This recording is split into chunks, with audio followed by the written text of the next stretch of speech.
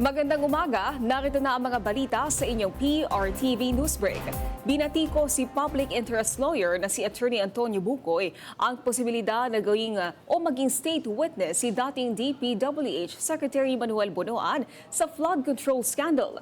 Para kay Bucoy, si Bonoan ang arkitekto ng mga kontrobersya na flood control scandal. Dagdag pa niya, mawawala ng pananagutan si Bonoan na itinuturing ni Bucoy na punot dulo ng issue. Pag ito po ay nangyari, madidiskaril ang ating hustisya, ang ating system of justice. Bakit po? Unang-una, mawawalan ho ng pananagutan si Sekretaryo Bonoan. Dahilan sa halip ay bibigyan siya ng pabuya sa kanyang pagkakasangkot dito sa anomalyang to. Bakit ko nasabi ito? Siya ho ang punot dulo nitong anomalyang to. Siya ang nagdisenyo, siyang arkitekto nung budget ng Public Works, nung sinumiti niya ang budget sa Department of Budget and Management. Siya, pangalawa, ang nangasiwa ng pondong ito. Sila ang nagpabid, sila ang nagkawad ng kontrata sa mga questionable kontratista at questionable at maanomalyang mga proyekto.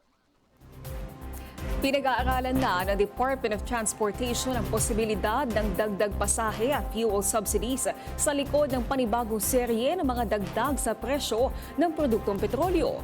Muling sumiklab ang tensyon sa pagitan ng Estados Unidos at Iran na siyang nagtulak sa pagtaas ulit ng presyo ng produktong petrolyo. Inaasahang magtutuloy-tuloy ang pag-akyat ng presyo nito. Ayon kay Palace Press Officer Undersecretary Claire Castro, inatasan na ng Pangulo si Transportation Secretary Giovanni Lopez na pag-aralan ng mga ito pero dapat balansehin ang interes ng transport sector at ng mga commuters at consumers. Hiniling ng isang grupo na mapanagot ang mga opisyal at iba pang responsable umano sa pagkukulang at kapabayaan sa supply ng tubig sa San Jose del Monte, Bulacan.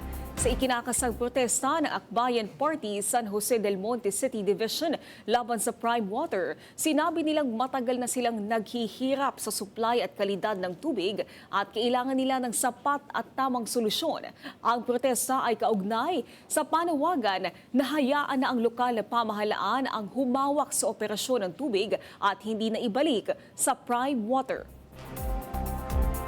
Iniligtas ang ilang mga kabayo na ginagamit na pangsabong sa Davao Occidental. 4 na suspect arestado. Alamin natin yan sa report ni Noreen Igonia.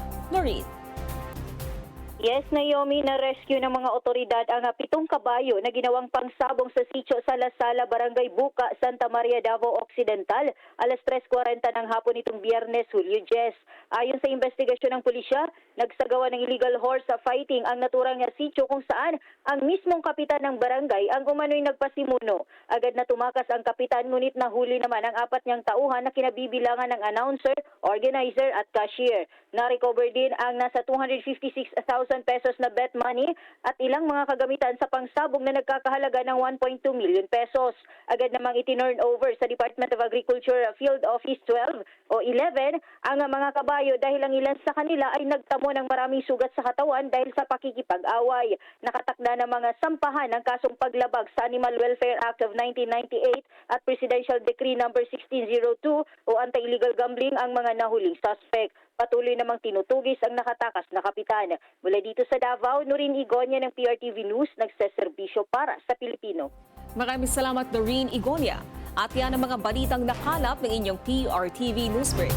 Live kami sa free-to-air Beam Channel 31, Signal Channel 31 at sa YouTube. Tumutok din sa aming social media accounts sa Instagram, Facebook at TikTok sa PRTV Prime Media. Ako po si Naomi Tiburcio. Magandang umaga.